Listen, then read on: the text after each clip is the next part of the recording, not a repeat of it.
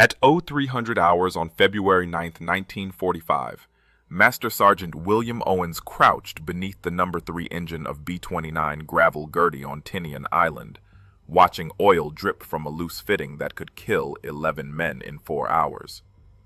31 years old, 7 months as crew chief, 0 mechanical aborts. 11 other B-29s had burned on the ground or returned early with engine failures since January, and half the bomber fleet sat grounded at any given time because the Wright R-3350 engines failed so frequently that fire suppression systems worked only 13% of the time. The B-29 Superfortress was supposed to win the war. 4 Wright R-3350 engines, pressurized cabin, remote-controlled gun turrets, the most advanced bomber ever built. But the engines were death traps.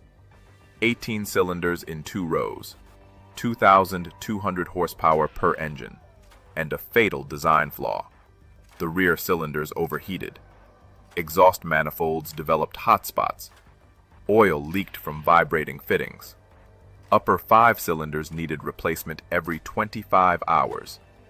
Complete engines lasted 75 hours before failure.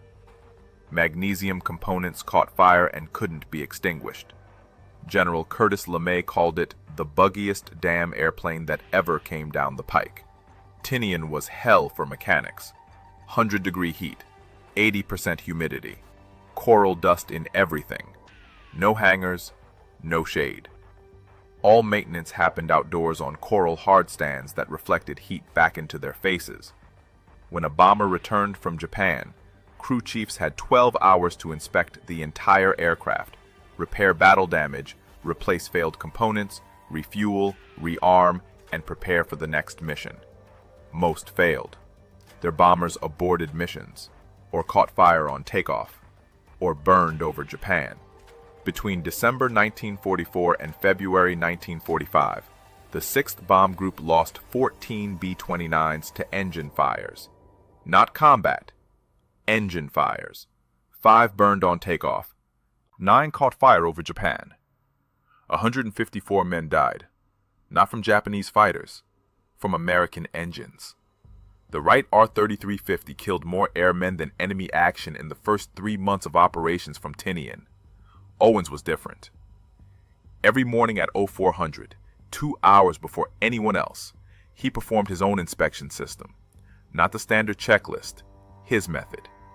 He checked every oil fitting twice with a torque wrench, inspected every exhaust manifold for heat discoloration, monitored cylinder head temperatures during ground runs, tested fire suppression lines for pressure, replaced spark plugs every mission instead of every 5 missions like the manual said. Other mechanics thought he was crazy, wasting time, overcomplicating simple problems, burning out his crew. But Gravel Gertie never failed. 22 combat missions, Tokyo, Nagoya, Osaka, Kobe. Not one mechanical malfunction, not one early return, not one engine fire. While bombers around her burned or aborted, she flew every scheduled raid. The other crew chiefs wanted to know his secret. Command wanted to document his procedures. If you want to see how Owens kept his bomber flying when others burned, please hit that like button. It helps this channel share more forgotten stories. Please subscribe. Back to Owens. March 14th. Gravel Gertie sat loaded with incendiaries. Target, Osaka. Launch in 6 hours. Owens found a crack in the No. 3 engine exhaust manifold. Standard procedure said replace the manifold, 8 hours minimum. The mission would launch without them. But Owens had seen this crack before, and he had a trick that command would never approve. The crack was 3 inches long, hairline, running along the weld where the exhaust pipe connected to the cylinder head. Not deep enough to leak exhaust yet, but deep enough to fail under stress. Under the heat and vibration of a 15-hour mission to Japan. When it failed, superheated exhaust would spray directly onto fuel lines. The engine would catch fire. At 27,000 feet over Japan, with 10 tons of incendiaries in the bomb bay, Owens had watched it happen to another B-29 6 weeks earlier. The bomber had been climbing to altitude when flames erupted from the No. 4 engine. The fire spread to the wing fuel tanks in 40 seconds. The crew had 90 seconds to bail out. 3 men didn't make it. The bomber exploded at 18,000 feet. Pieces fell for 3 minutes. The wreckage scattered across 8 miles of ocean. The standard fix was simple. Remove the engine cowling, disconnect the exhaust manifold, unbolt it from the cylinder head, install a new manifold, reconnect everything, test run the engine. 8 hours if everything went perfectly, 12 hours if they found other problems. And they always found other problems. Owens didn't have 8 hours. The mission briefing was at 0900. Engine start at 11:30, takeoff at noon. If Gravel Gertie wasn't ready, another crew would take her place. Or worse, the mission would launch 1 bomber short. Either way, his perfect record ended. He knelt under the engine with a flashlight and a magnifying glass, studied the crack, measured it, checked the surrounding metal for stress fractures. The crack hadn't grown since his last inspection 3 days earlier. That meant the weld was holding, for now. The question was whether it would hold for 15 more hours. Through engine start, through takeoff, through climb to altitude, through the bombing run, through the flight home. Other crew chiefs would have grounded the aircraft, replaced the manifold, played it safe. But Owens had developed a different method over 7 months of keeping Gravel Gertie flying. A method that looked crazy to everyone else. A method that violated 3 technical orders. A method that worked. He opened his tool bag. Inside was a roll of steel safety wire, 0.041 inches in diameter. Stainless steel. The same wire used to secure critical bolts and fasteners throughout the aircraft. But Owens didn't use it for fasteners. He used it for something else. Something he'd figured out after watching his 3rd B-29 burn on the hardstand. He wrapped the wire around the exhaust manifold. Tight. 3 complete loops, securing the cracked section, reinforcing the weld, creating a steel band that would hold the manifold together even if the crack spread. It wasn't in any manual. It wasn't approved by engineering. But it worked. Owens had used this trick 11 times. 11 cracked exhaust manifolds, 11 missions completed without failure. But this crack was different. Longer, deeper, right at the stress point where heat and vibration were strongest. If the wire failed, the manifold would rupture. If the manifold ruptured, the engine would burn. If the engine burned over Japan, 11 men would die. And it would be his fault. Owens finished wrapping the wire at 04:15. 30 minutes until the rest of his crew arrived. 30 minutes to decide whether to sign off the aircraft as mission ready or ground it. If he signed off, he was betting 11 lives on a piece of wire. If he grounded it, he was admitting his method didn't work, and command would start asking questions about the other 11 times he'd used it. He tested the wire with his fingers, pulled on it. The loops held tight against the manifold. No movement, no slack. The wire distributed the stress across the entire cracked section instead of concentrating it at the weakest point. In theory, it should work. In theory, the manifold should hold. But theory and reality were different things at 27,000 feet. The truth was, Owens didn't have a choice. Not really. Gravel Gertie was scheduled for the Osaka mission. Captain Albert Patterson and his crew were depending on this aircraft. The 6th Bomb Group was depending on every bomber they could get in the air. Japan was depending on American bombers failing. And Owens was depending on a trick he'd invented himself because nobody else cared enough to keep these death traps flying. He climbed up to inspect the other 3 engines. Number 1 engine looked good, all fittings tight, no cracks, no leaks. Number 2 engine had minor oil seepage around the valve covers. Normal.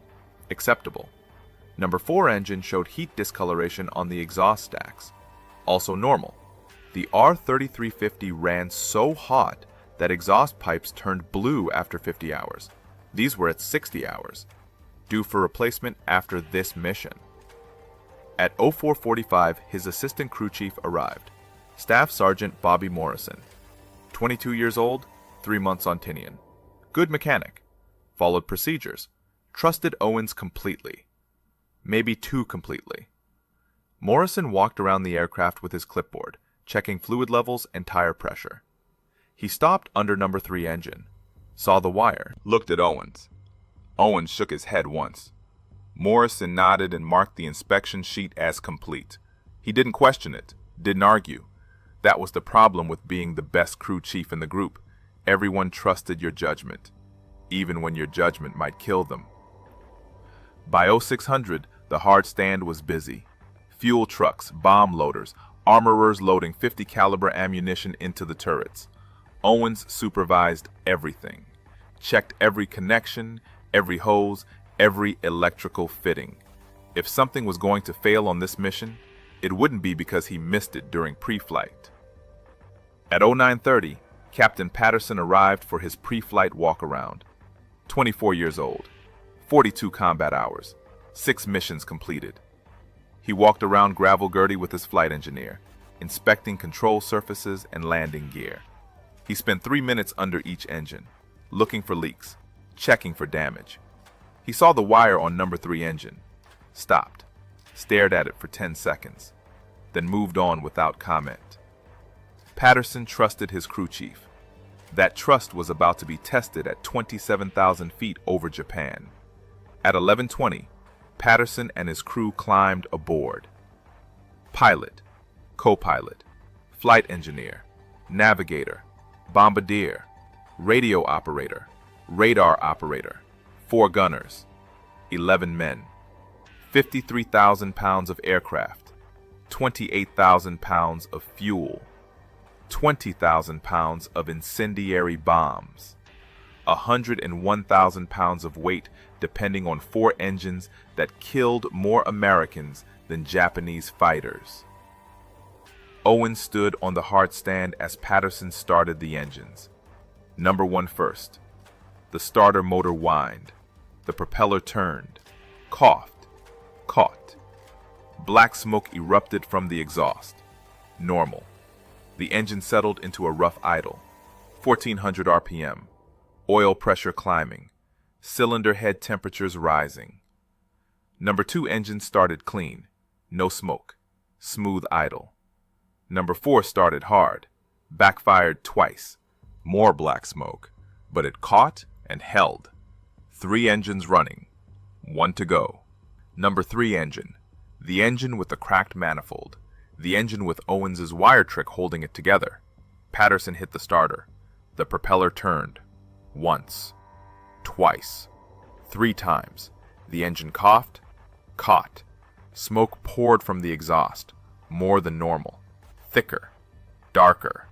Owens held his breath. The smoke cleared. The engine settled into idle. 1400 RPM. Oil pressure good. Cylinder head temperatures climbing normally. The wire was holding. Patterson ran up each engine to 2300 RPM, testing magnetos, checking for problems. Number 1 ran clean. Number 2 ran clean. Number 3 hesitated for 2 seconds when Patterson advanced the throttle, then caught and ran smooth. The hesitation worried Owens. It meant something was wrong with fuel flow or ignition, but Patterson either didn't notice or didn't care. He throttled back to idle and gave the thumbs up to the ground crew. At 11:52, Gravel Gertie taxied to the runway. Owens watched from the hard stand, watched the 4 engines, watched the exhaust, looking for smoke, looking for fire, looking for any sign that his wire trick was failing. He saw nothing. Just 4 engines running rough and hot like every R-3350 in the Pacific. 12 bombers lined up on the runway. Gravel Gertie was 5th in sequence. 4 bombers took off ahead of her. 30-second intervals. Each bomber used every inch of the 8,000-foot runway. Each bomber struggled into the air, barely clearing the trees at the end. Overloaded, overweight, overstressed.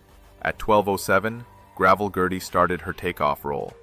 Full throttle. All 4 engines screaming. 101,000 pounds accelerating down coral and asphalt. 40 miles per hour. 50. 60. The tail lifted. 80 miles per hour. The main gear was still on the ground. 90. 100. 6,000 feet of runway gone. Patterson pulled back on the yoke. The bomber lifted. Barely. Struggled for altitude. 200 feet. 300. The landing gear retracted. 400 feet. The bomber was airborne, climbing. All 4 engines running. Owens watched until Gravel Gertie disappeared into the morning haze, heading north, toward Japan, toward Osaka, toward 1,500 miles of ocean and enemy territory. 11 men depending on 4 engines. 4 engines depending on his maintenance. And 1 engine depending on a piece of wire that might fail at any moment. Owens couldn't sleep. He tried. Went back to his tent at 1300. Lay on his cot. Stared at the canvas ceiling. Calculated flight times. Gravel Gertie would reach Osaka at 1630. Bomb run at 1645. Turn for home at 1700. Back to Tinian at 2130. 8.5 hours. 8.5 hours of wondering if his wire trick was holding. 8.5 hours of wondering if he'd just killed 11 men. At 1500, he gave up trying to sleep. Walked back to the hardstand. Started preparing for post-flight maintenance. Laid out tools, organized spare parts, checked inventory of oil and hydraulic fluid. Busy work. Anything to keep his mind off the wire. At 1600, the first abort returned. A B-29 from the 40th Squadron. Number 2 engine failure. Oil pressure dropped to 0 at 12,000 feet. The pilot shut down the engine and turned back. Standard procedure. Smart decision. The bomber landed safely at 1620. The crew climbed out, shaken but alive. Their crew chief looked relieved. His bomber had failed, but his crew had survived. Better than the alternative. At 1640, a second abort landed. Another 40th Squadron bomber. This one had number 4 engine catch fire at 18,000 feet. The crew extinguished it with the onboard suppression system, one of the 13% that actually worked. They dumped their bombs in the ocean and limped home on 3 engines. The fire had damaged the wing structure. The bomber would be grounded for weeks, maybe permanently. 2 bombers aborted, 10 continued to Osaka, including Gravel Gertie. Owens walked to the operations tent at 1700. The radio operators were tracking the formation. The bombers had reached Osaka, beginning their bomb runs. Radio chatter was minimal, just position reports and bomb release confirmations. No distress calls, no mayday signals. That was good. That meant the bombers were surviving. At 1730, the formation turned for home. All 10 bombers reported in. All 10 still flying. All 10 heading back to Tinian. Owens felt the tension in his chest ease slightly. Gravel Gertie had survived the bombing run. The wire had held. So far. But the flight home was when most engine failures happened. After 6 hours of high-power operation. After the stress of combat. After the heat and vibration had done their work. The return flight was when exhaust manifolds cracked completely. When oil lines ruptured. When cylinders failed. When engines caught fire. At 1900, Owens was back on the hardstand, waiting, watching the sky. The sun was setting. The bombers would be returning in darkness, landing at night, with battle damage, with failing engines, with exhausted crews who'd been flying for 14 hours. At 2000, the tower reported contact with the returning formation, 80 miles out. All 10 bombers still airborne. Estimated landing time, 21:15. At 2100, Owens could see navigation lights in the distance, red and green, moving toward the island. The bombers were coming home. He counted lights. 1, 2, 3, 4, 5, 6, 7, 8, 9, 10. All 10 bombers had made it back, including Gravel Gertie. But making it back and landing safely were 2 different things. Number 3 engine had 15 more minutes of operation. 15 more minutes of stress on that cracked manifold. 15 more minutes for the wire to fail. At 2112, the first bomber entered the landing pattern. The tower controller talked each aircraft down in sequence. 1 every 3 minutes. Standard spacing. No emergencies declared. No priority landings requested. That meant no critical damage, no wounded crew, no immediate danger. Gravel Gertie was 6th in the pattern. Owens watched her circle the island at 1,500 feet. Navigation lights steady. No smoke trails. No visible fire. All 4 engines still running. From the ground, she looked perfect. But Owens knew better.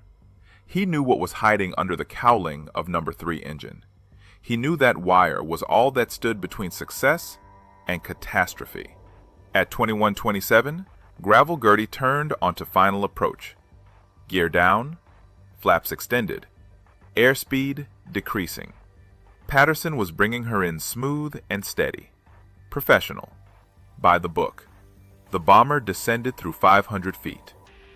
400. 300. The engines throttled back. All 4 still running, still holding. The main gear touched down at 21:29. Smooth landing. The nose gear settled. Patterson reversed the propellers, applied brakes. The bomber decelerated down the runway, turned off at the midfield taxiway, taxied toward her hard stand. All 4 engines still running, still holding. Owens allowed himself to breathe. Gravel Gertie stopped on her hard stand at 21:33. Patterson shut down the engines in sequence. Number 4 first, then 2, then 1. Number 3 engine last. The one with the cracked manifold. The one with the wire. It ran for 10 more seconds after Patterson pulled the mixture to idle cutoff, then coughed twice and stopped. The propeller windmilled for 5 seconds. Stopped. Silence. The crew climbed out exhausted. 14 hours in the air, 6 hours over Japan. They dropped their incendiaries on target, survived Japanese flak, survived Japanese fighters, survived the flight home. They didn't know they'd also survived a cracked exhaust manifold held together by unauthorized wire. Patterson signed the aircraft logbook. No mechanical problems reported. All systems functioned normally. He thanked Owens for keeping Gravel Gertie flying. Walked to the debriefing tent. The crew followed. None of them knew how close they'd come to burning. Owens waited until the hard stand was clear, then climbed up to number 3 engine, removed the cowling, aimed his flashlight at the exhaust manifold, at the wire, at the crack. The crack had grown. It was now 5 inches long, nearly double the original length. The wire had compressed under stress. The loops were tighter, deformed, but they'd held. The manifold hadn't ruptured. The engine hadn't failed. The wire trick had worked. Again. But barely. Owens could see fractures spreading from both ends of the original crack. The metal was failing. Another mission and the entire manifold would have ruptured. The wire wouldn't have stopped it. Patterson and his crew would have died over Japan. Owens unwrapped the wire, removed it, threw it in his tool bag, tagged the engine for manifold replacement, the standard fix, the approved fix, the safe fix. It would take 8 hours. Gravel Gertie would miss the next mission, but she'd be ready for the one after that. He climbed down from the engine, looked at the other 11 B-29s on the flight line, wondered how many of them had cracks he didn't know about, how many crew chiefs were using their own tricks to keep death traps flying, how many men were betting their lives on unauthorized repairs. The next morning, Owens submitted his maintenance report. Engine number 3 manifold cracked, requires replacement. 8 hours downtime. Standard paperwork. Standard procedure. He didn't mention the wire. Didn't mention the 15-hour mission flown with a failing component. Didn't mention that he'd violated 3 technical orders to keep the aircraft flying. But someone noticed. At 1400 hours, a captain from group maintenance walked onto the hard stand. Captain Raymond Fisher, engineering officer, 28 years old, MIT graduate, responsible for keeping 180 B-29s operational. He'd been asking questions about Gravel Gertie for 3 weeks, asking how one aircraft maintained a perfect record when half the fleet was grounded at any given time. Fisher inspected number 3 engine, looked at the cracked manifold, measured the crack, 5 inches, examined the discolored metal around it, looked at Owens, asked how the bomber had flown a 15-hour mission with a crack this size. Owens didn't answer, just handed Fisher the wire from his tool bag. Fisher studied the wire, understood immediately, nodded slowly, walked to the next hard stand, inspected that B-29, Found 2 cracked manifolds, both repaired with standard replacements. That bomber had aborted its last 3 missions. Walked to the 3rd hard stand. Found 3 cracked manifolds. That bomber had caught fire on takeoff 2 weeks earlier. The crew had survived. The bomber hadn't. Fisher spent 6 hours inspecting every B-29 in the 6th bomb group. Found 43 cracked exhaust manifolds. 43 potential catastrophic failures. 43 bombers that should have been grounded. Most had been repaired properly, with new manifolds. 8 hours downtime each. Those bombers missed missions. The ones that didn't get repaired caught fire or aborted. Except Gravel Gertie. 22 missions. 0 failures. 0 aborts. 1 crew chief with an unauthorized field modification that violated every maintenance regulation in existence. At 1800 hours, Fisher submitted a report to Colonel Samuel Harris, commander of the 6th Bomb Group. The report detailed Owens's wire reinforcement method, included photographs, included calculations showing how the wire distributed stress across the cracked section, included recommendations for immediate implementation across the entire group. Harris read the report, called a meeting with all maintenance officers. At 2000 hours, Owens stood in the operations tent facing 12 officers who wanted to know why he'd been flying bombers with unauthorized modifications, why he hadn't reported the cracks through proper channels, why he'd risked 11 lives on a piece of wire. Owens explained his method, showed them the wire, demonstrated the wrapping technique, explained that waiting 8 hours for manifold replacements meant bombers missed missions, meant fewer bombs on Japan, meant the war lasted longer. The officers listened. Some nodded. Some frowned. All of them understood the problem. None of them had a better solution. Harris made his decision at 2100 hours. The wire reinforcement method was approved for emergency use only. When manifold cracks were discovered within 6 hours of a scheduled mission, when replacement wasn't possible, when the crack was less than 4 inches, when approved by the crew chief and aircraft commander. It wasn't official doctrine. It wasn't in any manual. But it was authorized. Over the next 4 months, crew chiefs across the 6th Bomb Group used Owens's wire trick 87 times. 87 cracked manifolds reinforced. 87 missions flown that would have been canceled. 87 bombers that didn't catch fire. 0 failures. 0 engine fires. 0 casualties from manifold ruptures. Gravel Gertie flew 63 combat missions before the war ended. Tokyo, Nagoya, Osaka, Kobe, Yokohama.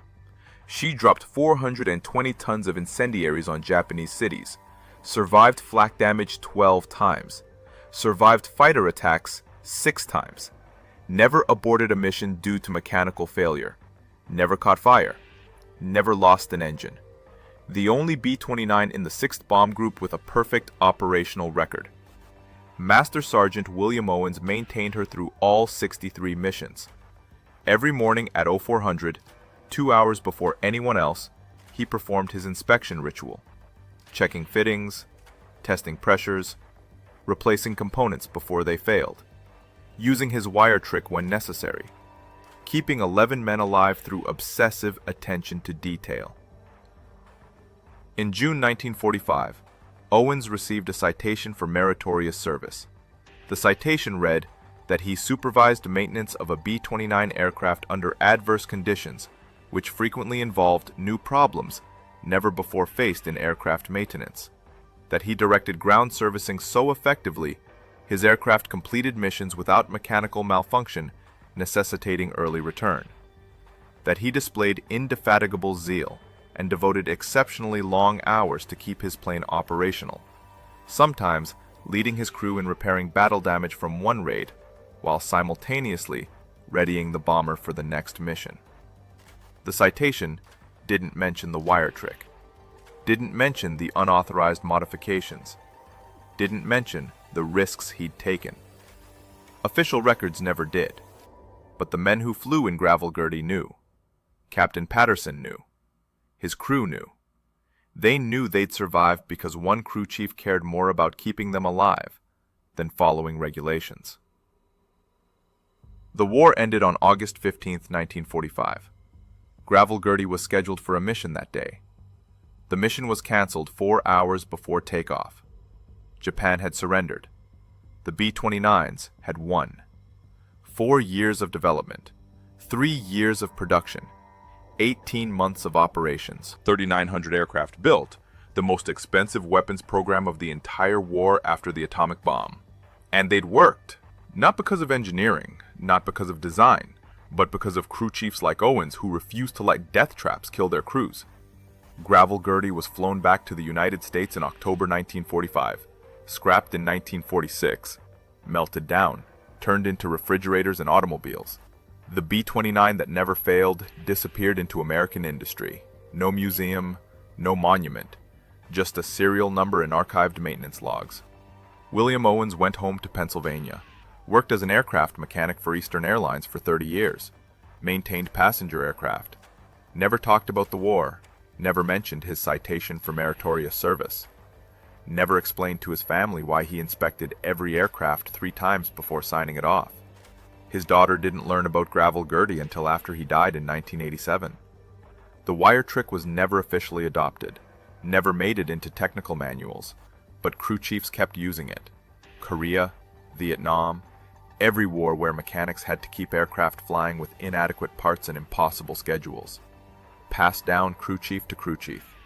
The unauthorized field modification that saved lives because one man decided regulations mattered less than getting people home alive. If this story moved you the way it moved us, do me a favor, hit that like button. Every single like tells YouTube to show this story to more people. Hit subscribe and turn on notifications. We're rescuing forgotten stories from dusty archives every single day. Stories about mechanics who saved lives with wire and obsessive dedication. Real people. Real heroism. Drop a comment right now and tell us where you're watching from. Are you watching from the United States? Canada? Our community stretches across the entire world. You're not just a viewer, you're part of keeping these memories alive. Tell us your location. Tell us if someone in your family served. Just let us know you're here. Thank you for watching, and thank you for making sure Master Sergeant William Owens doesn't disappear into silence. These men deserve to be remembered, and you're helping make that happen.